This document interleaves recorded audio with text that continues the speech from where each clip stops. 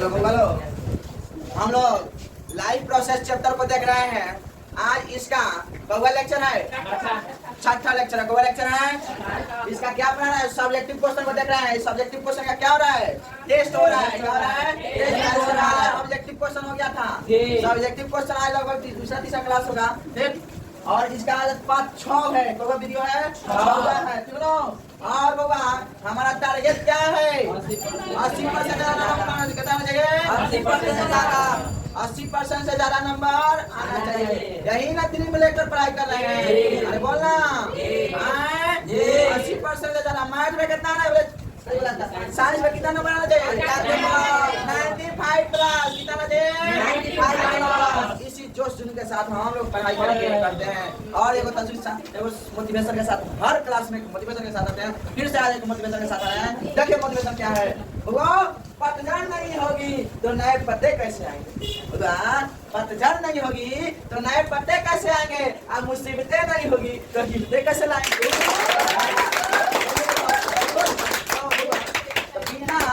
बिना तुम्हारा मुसीबत का, कोनो भी मुसीबत का कोनो काम जन है ना, कोनो काम में हिम्मत नहीं आती है। तो हर काम में मुसीबत झेलनी पड़ती है बाबा। जैसे में मैथ का मुसीबत सामना करना पड़ता है कि नहीं बाबा? साइंस का मुसीबत कोनो तुमको सब ऐसा चुभता है, बुझाता है कैसे याद करेंगे, याद नहीं होता है। कोनो ऐसा फिगर होता है बायोलॉजी में, पर में नहीं करता है, क्या हो तो ये सब होता है, तीनों। तो मुसीबतें नहीं आएंगे तो कैसे आपको तुम्हारा हिम्मत आएगा, तीनों। यही शायरी यही मोटिवेशन के साथ हम अपना आज क्लास शुरू कर रहे हैं। देखिए बाबा 8 नंबर क्वेश्चन देख रहे हैं। 7 को क्वेश्चन देखने हैं। इससे पहले दोनों 8वां नंबर देखिए। कह रहा है कोशिका के 4 कोशिकांगों का नाम लिखे। कोशिका के 4 कोशिकांगों का नाम लिखे। तो बउआ ऐसे पूछेगा तो सबसे पहले लिखेंगे कोशिका के 4 कोशिकांग निम्नलिखित है। जब भी ऐसे पूछेगा तो कोशिका के 4 निम्नलिखित है। कोशिका के 4 कोशिकांग निम्नलिखित है। पहला नंबर नाम क्या है? प्लाज्मा झिल्ली। पहला क्या है? प्लाज्मा झिल्ली। दूसरा क्या है? कोशिका द्रव्य। तीसरा क्या है? राइबोसोम। चौथा क्या है? लवण। पांचवा क्या है? लाइसोसोम। और छठा क्या है? केंद्र। अरे बोल समझ में आया कि नहीं आया? अरे कोशिका के 4 कोशिकाओं का नाम लिखने का पूछेगा तो बनेगा कि नहीं बनेगा? अरे लिखाएगा कि नहीं लिखाएगा? लिखा जाना चाहिए। देखो होगा 9 नंबर क्या बना है? विषम पोषी पोषक से आप क्या समझते हैं? इसके पहले हम लोग बताए थे स्वपोषी और विषम पोषी में अंतर जाने ना हो।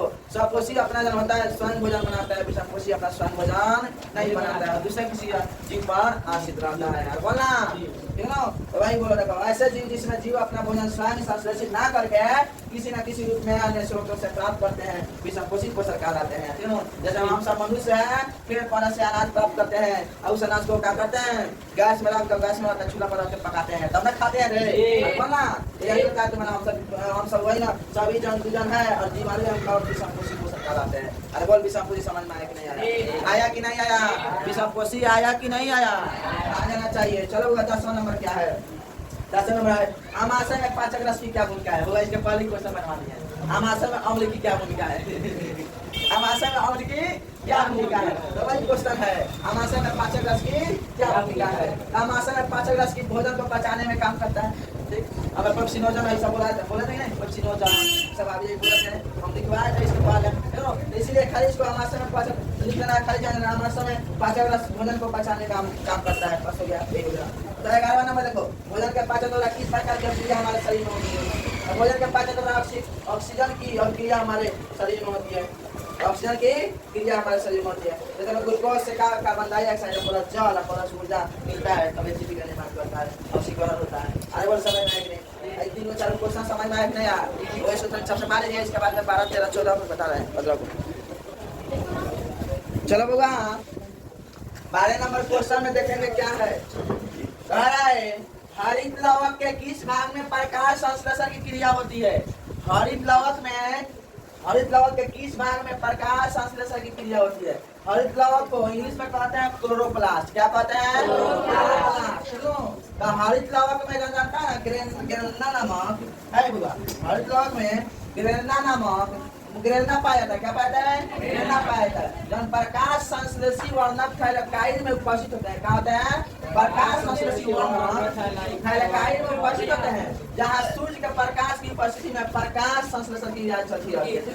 कहती है प्रकाश संश्लेषण की क्रिया रहती है। समझ में आ रहा है?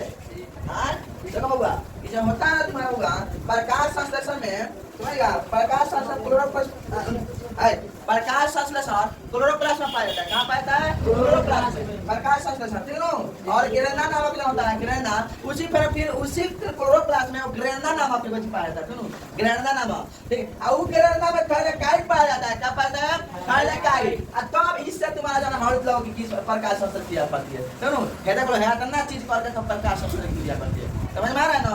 ठीक। उसी आप देखो, अब दूसरा नंबर का कोई वस्तु अगर सजीव है तो इसका निर्धारण करने के लिए हम क्या किस मापदंड का प्रयोग करेंगे? अगर कोई वस्तु अगर सजीव है तो उसको निर्धारण कैसे करेंगे? सजीव है तो सजीव को निर्धारण करने के लिए तो सजीव में प्रजनन होना चाहिए, और सजीव में गति होना चाहिए, और होना चाहिए नहीं? सजीव में उत्सर्जन होना चाहिए, और होना चाहिए नहीं? सजीव में वृद्धि होना चाहिए। अरे बोलना, सजीव एक दूसरे जगह तक जा सकते हैं तो बोल रहे कर सकते हैं नहीं? जब ना होता है तो आराम से निर्धारण कर सकते हैं, तो अधिकार नहीं होना चाहिए। सभी जीवधारियों में जीव की एक निश्चित व्यवस्था होती है। सभी जीवधारियों में क्या होती है? जीव की एक निश्चित व्यवस्था होती है, जिससे जीवन संबंधी विभिन्न कार्यों का संपादन होता है। जीवन संबंधी विभिन्न कार्यों का क्या होता है? संपादन होता है, ठीक है। सजीवों में गति एक महत्वपूर्ण गुण है। सजीवों में क्या है? महत्वपूर्ण गुण होता है, महत्वपूर्ण गुण है गति। गति नहीं करेंगे तो कैसे होगा सजीव? सजीव का गति करना बहुत इंपॉर्टेंट बात है, तीनों बात है। तो सजीव गति नहीं करेंगे तो कैसे एक जगह से दूसरे जगह जा सकते हैं? कैसे हो? खराब हो जाएगा, नहीं हो पाएगा। तो देखो जो होता है जिससे जीव स्थान परिवर्तन या अंगों की स्थिति में परिवर्तन करता है, ठीक है। होता है तुम्हारा परिवर्तन करता है, एक दूसरे से स्थान से दूसरे स्थान पर जाता है, ठीक है। और अंगों का परिवर्तन करता है, हेने हिलाओ डुलाओ, हेने कलो, हेने अरे बोलना जहाँ मन करता तहाँ कर सकता है, पर हेने किचन में जाता है। अरे बोला गति ना रे, इस सजीव का होता है। सजीव में गति एक महत्वपूर्ण गुण है, जिससे जीव स्थान परिवर्तन या अंगों की स्थिति में परिवर्तन करता है। जब प्रग्राम सजीवों में होने वाली आधारभूत क्रियाएं है जो जीवन के लिए आवश्यक है, ये निम्नलिखित है। जैसे जीव द्रव्य और उपापचय हो जाता है। क्या बोलता है? उपापचय। अब समझ में आया? दिखाया जाएगा कि नहीं? किसी सजीव को निर्धारित करेगा कि नहीं कर सकता है? कर सकता है एकदम आराम से। बोलना और तो 14 नंबर वाली प्रकाश संश्लेषण के लिए आवश्यक कच्ची सामग्री पौधे कहाँ से प्राप्त करते हैं? बहुत जबरदस्त सवाल है। ये तो हम लोग जानते हैं, पौधे जन है, हमारे पास जड़ होता है, जड़ जन होता है, भूमि से क्या करता है? खनिज और जल को अवशोषित करता है, और बोलना जनताना के माध्यम से पत्ती तक पत्तियां जो है कहाँ से अपनी आता है? कार्बन डाइऑक्साइड वायुमंडल से लेता है, बोलना। सूर्य के प्रकाश से क्लोरोफिल के मौजूदगी में, क्लोरोप्लास्ट में क्लोरोफिल की मौजूदगी में संपूर्ण भोजन बनाता है, बोलना। ये सब आवश्यक लिखाया गया। पौधे में प्रकाश संश्लेषण की क्रिया से कार्बोहाइड्रेट भोजन का निर्माण होता है, जिसके लिए निम्नलिखित 4 वस्तुओं की आवश्यकता होती है।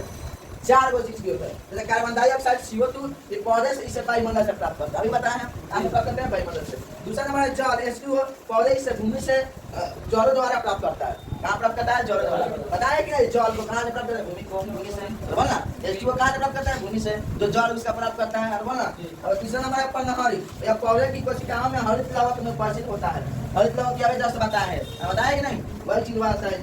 और चौथा नंबर है सूर्य का प्रकाश। पौधे सूर्य के प्रकाश में फोटोन ऊर्जा कणों के रूप में प्राप्त करते हैं। फोटोन ऊर्जा कण के रूप में प्राप्त करते हैं, जो क्लोरोफिल में संचित होकर इस प्रक्रिया में आवश्यकता अनुसार उपयोग करते हैं। समझ में आया होगा? इतना चीज निर्धारण कर सकता है कि नहीं कर सकता है? यहाँ पर आवश्यक प्रकाश संश्लेषण के लिए कच्ची सामग्री को लिख सकता है कि नहीं लिख सकता है? लिख सकता है। तो बउआ आज के लिए इतना ही। 14 क्वेश्चन। कल हम चित्र सिखाएंगे आहार नाम का। क्या? आहार नाम कैसे बनाया जाता है, प्रैक्टिस कराएंगे, यही सिखाएंगे। समझ में आया? ठीक, आज के लिए बउआ इतना ही। ठीक, धन्यवाद, thank you. Like subscribe comment share कर लगी,